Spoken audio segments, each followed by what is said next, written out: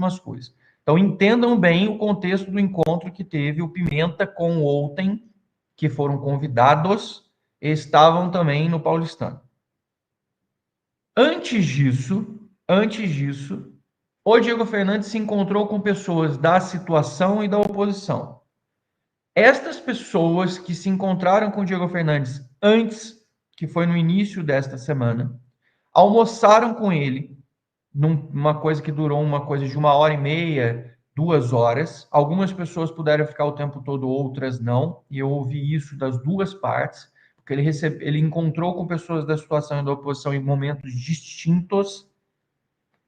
Quem me contou, obviamente, não quer que eu identifique, porque não quer abrir uma coisa que foi falada, mas eles fizeram questão de esclarecer porque eles acham que a coisa está tomando uma proporção muito grande e ninguém está sabendo o que está acontecendo ao certo, e agora eu estou aqui explicando para vocês exatamente o que o Diego Fernandes passou para os dois lados, e os dois lados falaram exatamente a mesma coisa, ou seja, é incrível que pelo menos dessa vez não tem telefone sem fio, não tem brecha para a gente falar, errei, não errei, tá?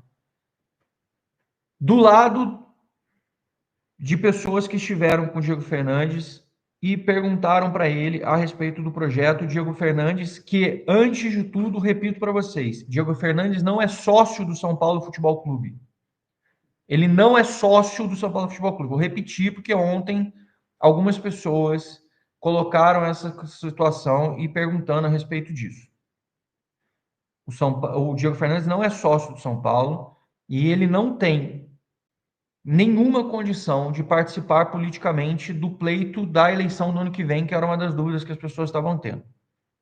Aí muita gente falou assim, mas se o Diego estiver do lado de uma SAF, como ele poderia participar e, de alguma forma, ter alguma influência na eleição do ano que vem? E aí entra a questão do Diego e qual o projeto que ele tinha. Primeira coisa que eu vou dizer para vocês, o Diego, em ambas as reuniões com pessoas da situação da oposição... antes que eu esqueça, eu perguntei para o Belmonte também se o Belmonte esteve presente, que foi um dos citados que possivelmente teriam conversado com ele. O Belmonte me afirmou categoricamente e me permitiu falar publicamente para vocês que não teve encontro com o Diego Fernandes, não conhece o Diego Fernandes pessoalmente e não teve nenhum tipo de encontro e nem teve projeto apresentado, tá? Também para fazer mais um esclarecimento. A pergunta que eu fiz assim, qual o projeto do Diego? O que ele apresentou para vocês? Muito importante vocês ouvirem isso. Zanqueta, o Diego não apresentou nada. O Diego apresentou ideias. Falei, mas como assim? O Diego não tem...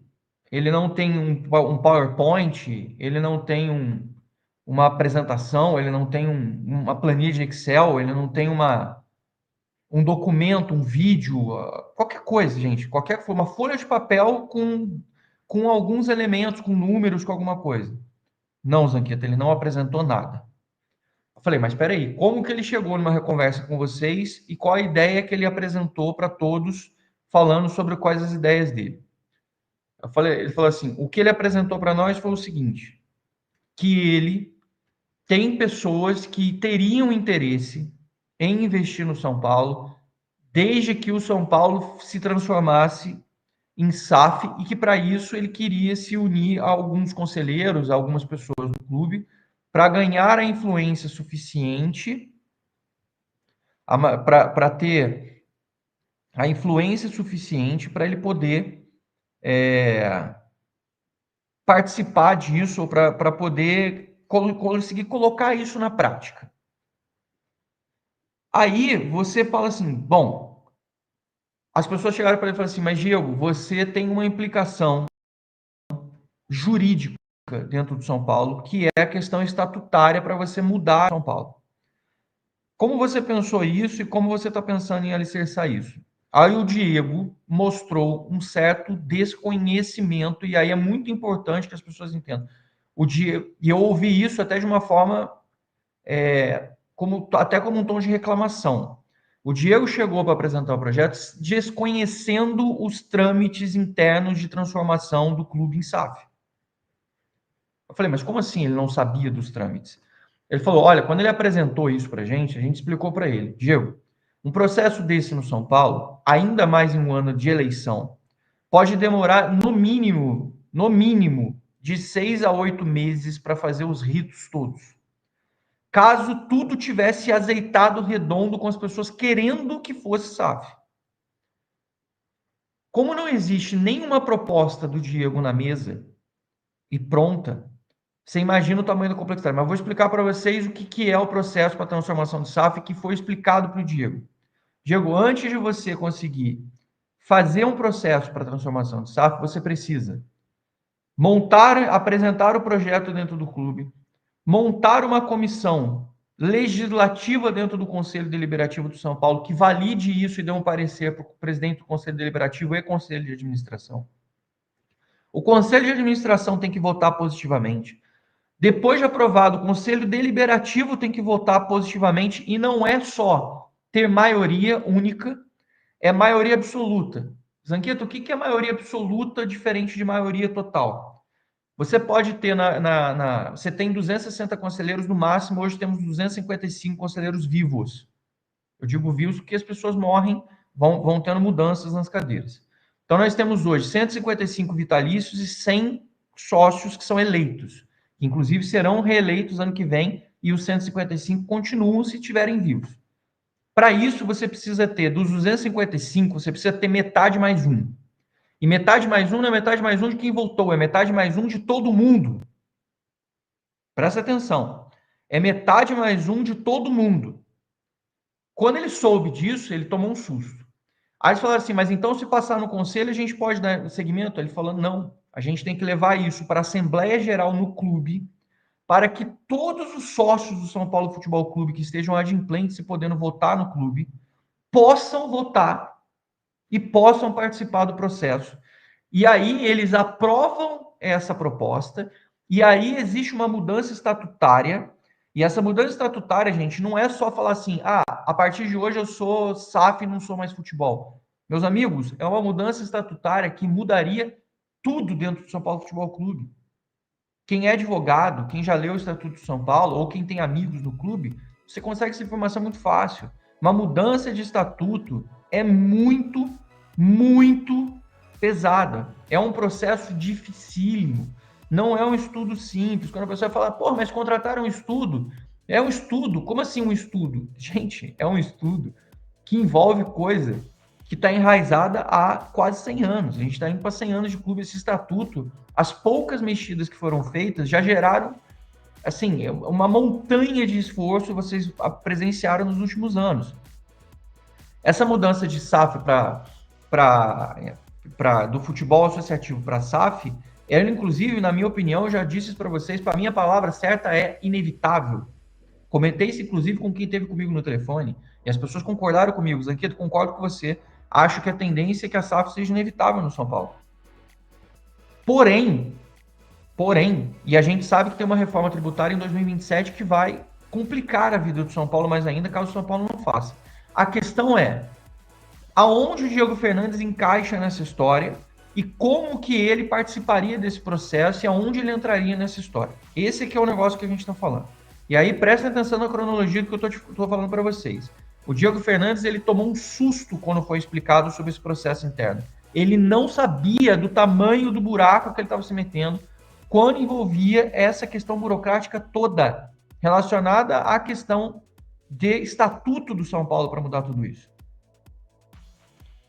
E aí ele tomou um susto, mas beleza. Aí vamos para a parte prática do que o Diego falou para as pessoas. Olha, qual a sua ideia, Diego? Olha, a minha ideia é reunir, eu tenho muitas pessoas influentes que eu conheço, são falas dele, estou replicando para vocês as falas dele, que tem interesse de fazer a captação financeira. Ele falou assim, parecido com o que a Galápagos está fazendo para o FDIC e pode fazer com o fundo de Cotia, eu posso fazer no âmbito maior para transformar o São Paulo em SAF. Aí os caras falaram, beleza, quem seria o órgão centralizador, qual seria o banco que te daria esse suporte, já que você era vinculado ao C6 Bank? Essa parte é importantíssima. Ele falou, neste momento estou com o BTG. Essa foi a resposta dele. Aí a pergunta que todo mundo vai fazer e fez para ele: você tem documentos que te resguardem e que te deem garantias de falar em nome do BTG? O Diego Fernandes não apresentou para nenhuma das partes que ele conversou garantias ou documentações que respaldassem, em nome do banco, essa fala do Diego Fernandes com relação à questão de investimentos ou o banco respaldar investimentos ou aporte de capitais ou aproximação de investidores externos para que ele falasse em nome do banco como uma pessoa que estivesse representando essa coisa toda. Isso é importantíssimo, porque eu posso chegar para vocês e falar o que eu quiser aqui, mas se eu não apresentar garantias bancárias, se eu não apresentar resguardos documentais, se eu não apresentar garantias de papéis, nem adianta você começar a conversar. Lembra da Max Agrobank que eu falei com vocês, que eu pedi garantias, que a gente falou aqui da proposta deles, que eles estavam falando de 1 bilhão de aporte para poder cobrir as dívidas, que eles poderiam fazer um processo, que eles garantiriam esse processo. Aí eu falei, quais as garantias que vocês têm? E as garantias que eles tinham eram de 20 milhões para um processo de 1 bilhão. É a mesma coisa. Nesse caso, o Diego não apresentou nenhuma garantia, ele não apresentou nenhum papel como representante do BTG Pactual, ou representante, ou como alguém que tivesse essa deliberação do banco, ou que tivesse o respaldo do banco BTG para falar em nome do banco. Isso é uma coisa importante. Mas, Anquieta, calma aí, ele pode apresentar depois. Pode. Só que, gente, como alguém que já trabalhou, assim, como executivo de multinacional, como alguém que já participou de muitos projetos grandes internacionais, você não pode ir para uma reunião tendo nada na mão, tá? Eu estou falando isso para vocês assim do fundo do coração. Você não pode ir para uma reunião sem ter um documento, sem você ter um prospecto, sem você ter um PowerPoint, sem você ter um documento para folhear. Você está falando de conselheiros muitas vezes que são mais antigos, que você precisa apresentar alguma coisa na mão para o cara apalpar, para o cara ver. Você precisa apresentar números. E o Diego Fernandes, ele foi sem nada nas mãos. Gente, o cara foi sem nada. O cara foi assim, igual eu tô aqui com vocês na live. Na cara e na coragem para apresentar uma ideia. Eu sei que existe um frisson de tipo assim, precisamos deixar esse cara investir no São Paulo. Mas, ponto um, o Diego Fernandes não é o cara com dinheiro, ele não é o cara que tem a grana na mão dele para poder botar no clube. Segundo, para poder fazer isso, ele vai ter que captar dinheiro no mercado. Captar dinheiro no mercado sem você ter um banco te respaldando não existe. Ele está falando em nome do BTG e eu conto para vocês aqui. Algumas pessoas estão procurando o BTG para saber se ele realmente tem o respaldo do BTG e até agora a resposta foi negativa. Isso é muito sério. Tem que ter muito cuidado com isso. O Diego Fernandes ele precisa, querendo fazer isso, ele precisa aparecer para um veículo, para alguma pessoa séria. Eu vou repetir, eu já tentei fazer isso. Pausa de 5 segundos para pedir a sua ajuda ao nosso canal com o seu like e se inscrever se ainda não for um inscrito. Bora avançar, trazendo mais informações do Tricolor Paulista. As opções do técnico Hernan Crespo para a ala esquerda. O Enzo Dias se machucou, né? Teve um probleminha que ele já vinha tendo, né? Que eram as dores no quadril. Foi identificado ali que realmente era um problema um pouquinho maior, teve que fazer a cirurgia, então ele deve ficar de fora da temporada. E aí ficam as opções do técnico Hernan Crespo, quem ele pode utilizar nesses últimos 5 jogos. O Enzo Dias, todo mundo sempre fala, né, que o Enzo Dias ele é um jogador muito privilegiado fisicamente, só que acho muito difícil do Enzo Dias acabar voltando neste tempo em 20 a 25 dias em campo. Não descarto porque se trata do Enzo Dias, mas é muito difícil contar com isso, porque o Enzo Dias agora ele está em repouso. Então ele vai passar um tempinho em repouso, depois ele vai para fisioterapia, aí depois ele vai para preparação física, para depois voltar a poder jogar. Então esse período é muito curto para tudo isso acontecer às vésperas do término da temporada.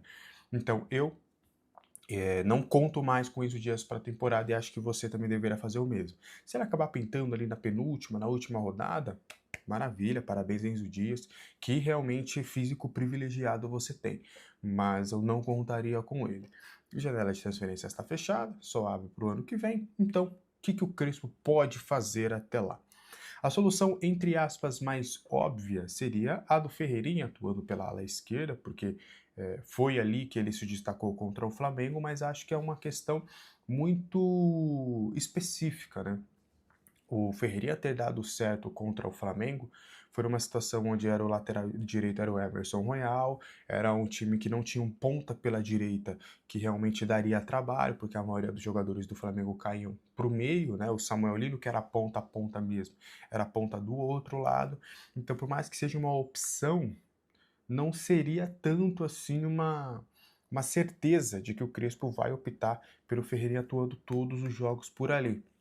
E aí vem a questão do Patrick. Será que o Patrick vai ter a oportunidade? E aí a gente já tem uma informação de que o Patrick não deve ficar para a próxima temporada, que o São Paulo deve buscar realmente um empréstimo do jogador, até para ele ter uma maturidade, para quem sabe em 2027, no seu último ano de contrato, poder jogar no tricolor paulista. Mas será que o Patrick vai dar conta? Será que ele vai conseguir corresponder? O Wendel também está fora.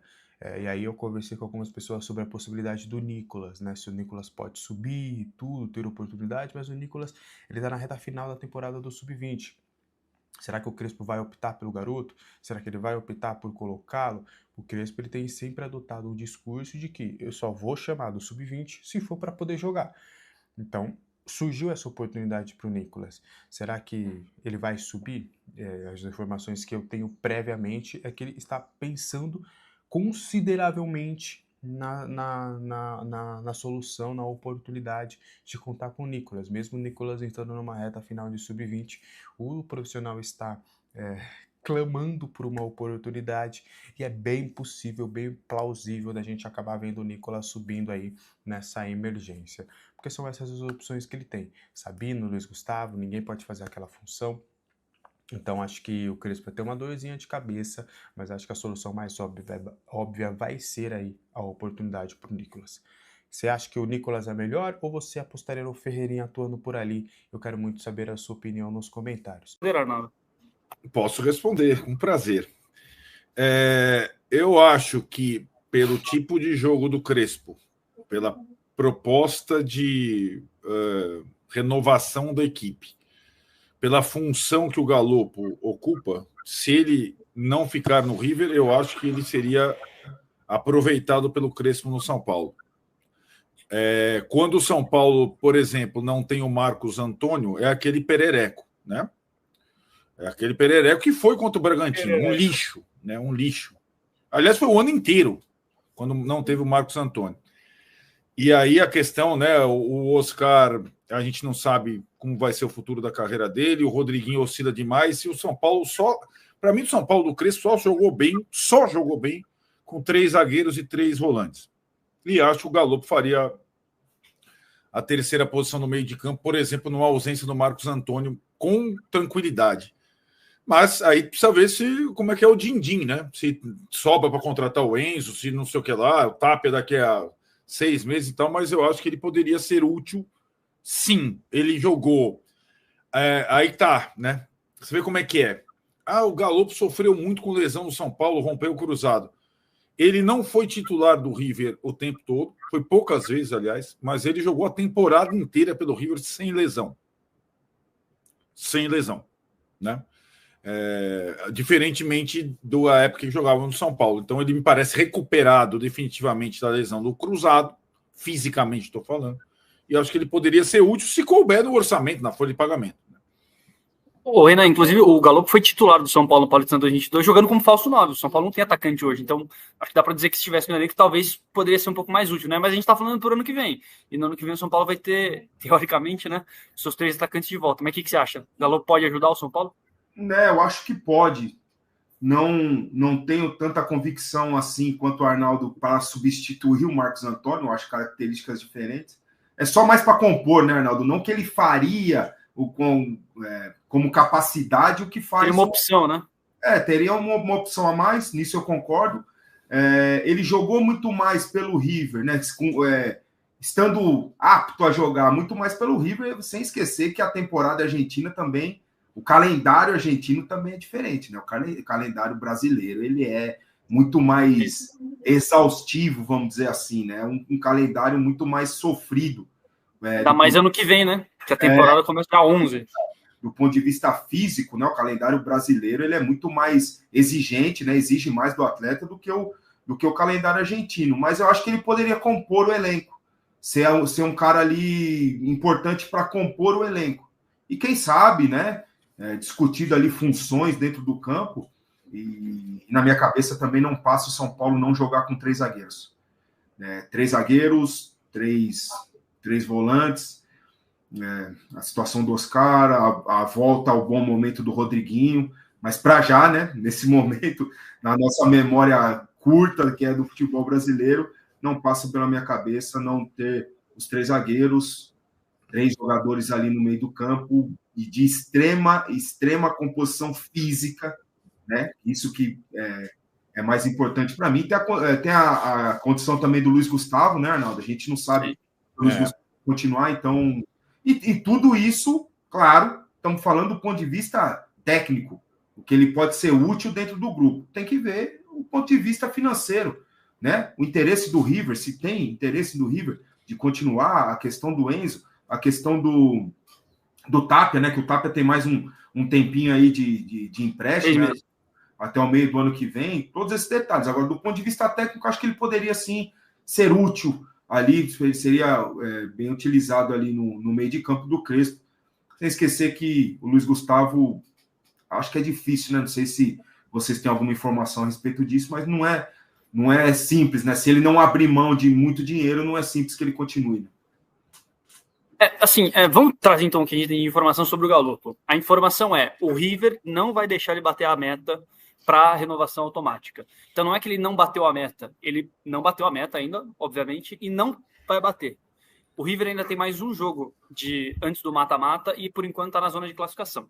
Se o River empatar com o Lanús no próximo sábado, não é esse, no próximo, aliás, é nesse, não, no próximo sábado. Durante a data nesse já, mesmo. nesse? Perfeito. Se o River empatar ou ganhar, o River avança. Se o River perder, já era. Se o River não se classificar, aí é certo, o Galopo não bate a meta. Só que, se o River avançar, o Galopo ainda tem chance de bater os 50% dos jogos com pelo menos 45 minutos. Hoje ele está 2 atrás. 2. Então, se ele jogar contra o Lanús o jogo inteiro, por exemplo, ele ficaria 1. E aí ele poderia bater esse 1 nos 4 últimos jogos do mata-mata, assumindo que o River vá até a final, por exemplo. Aí seriam mais 4 jogos. Fato é, o River sinalizou que não vai deixar ele bater.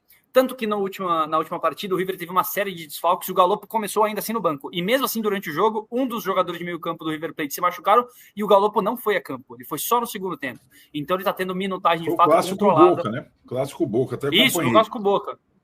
Clássico importante, jogo importante, pode definir a temporada, inclusive, já que o River agora depende de uma vitória ou de um empate para avançar. Então, assim, só colocando as cartas na mesa. Não é que ele ainda não pode bater, ele pode bater, mas o River não vai deixar. Por quê? Porque a temporada do Galopo, apesar de ter começado muito bem na Argentina, por conta de um pênalti perdido na eliminação na Copa da Liga, foi, assim, ele não é visto como unanimidade pela torcida do River Plate e muito menos como um jogador que custe 3,2 milhões de dólares. Então, qual que é a ideia do River? Já que nós temos, entre aspas, de refém, e entre muitas aspas, o Tapia e o Enzo no São Paulo, a ideia seria tentar fazer uma negociação, mas que deixe algo bem claro. Não há nenhum tipo de conversa no momento. O São Paulo vai ficar com o Enzo porque o Enzo bateu a meta. O River não se sabe se vai ficar com o Galopo. O São Paulo entende que o River vai tentar abrir negociação, porque acho que o River gosta do jogador. E o próprio pai do Galopo, Marcelino Galopo, falou em entrevista para o Globo Esporte que acha que ele vai ficar. Então, até esse ponto, tá tudo certo. Mas fato é, ainda não tem nenhuma negociação aberta e se houver uma negociação, poderiam ser envolvidos o Tapia e o Enzo.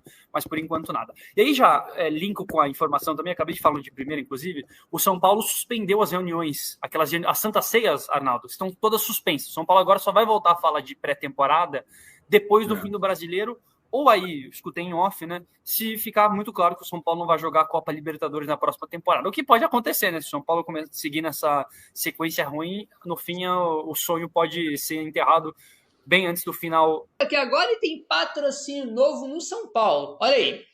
O São Paulo fecha um acordo de patrocínio com a Magno Bank, banco digital que passará a estampar sua marca nas mangas das camisas de jogo e de treino do São Paulo. O acordo é válido até 2031, tá? Depois do centenário do São Paulo que vai acabar esse contrato aí com a Magno Bank, né, que vai estar aí estampado nas mangas da camisa de jogo e também de treino aí do São Paulo, tá? Bom, eu não sei vocês, mas eu achei um valor baixo. Segundo apurou o GE, o acordo aportará o valor de 3.600.000 reais anuais no clube, tá? E esses valores aí, né, cara, vão ser corrigidos aí, né, ao longo dos anos, né, pelo IPCA, né? Tá aqui na matéria do GE, tá? Então, um acordo até 2031 e o São Paulo vai ganhar 3.600.000 reais por ano, né? Foi o que informou o GE. Eu achei um valor baixo, tá? Bem baixo, pode colocar abaixo nisso, não sei vocês, né? Eu achei um valor bem baixo aí.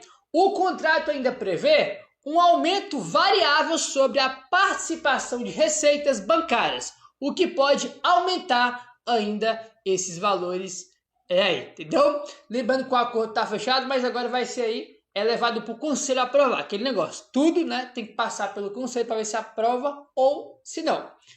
Será votado na próxima reunião do Conselho Deliberativo do clube, na noite da próxima terça-feira, mas deve ser aprovado. Então, terça-feira à noite, né, tem aí reunião do Conselho Deliberativo, né, e vai ter aí, né, essa aprovação ou não do Conselho na terça-feira, né? Achei o acordo aí, né, com a duração muito, né, o tempo de contrato muito longo, né, cara, até 2031, por um valor baixo, pelo menos eu achei, né, 3.600.000 reais aí, achei um valor bem baixo aí. O São Paulo está de olho no mercado em busca de reforços para a próxima temporada e pode se beneficiar de uma barca que está prestes a partir do Flamengo. O time carioca montou uma lista de jogadores negociáveis que não deverão permanecer no elenco rubro-negro em 2026.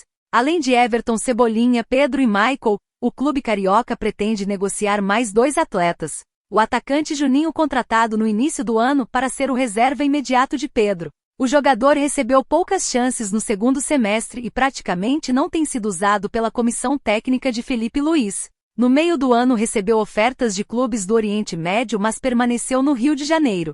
Outro que faz parte da barca de saída é o volante Alan. O atleta viu a concorrência no setor aumentar muito após as chegadas de nomes consagrados na Europa, como o espanhol Saúl e o ítalo-brasileiro Jorginho. E aí, torcedor, seria uma boa o São Paulo tentar a contratação dos atletas que estão de saída do Flamengo para 2026?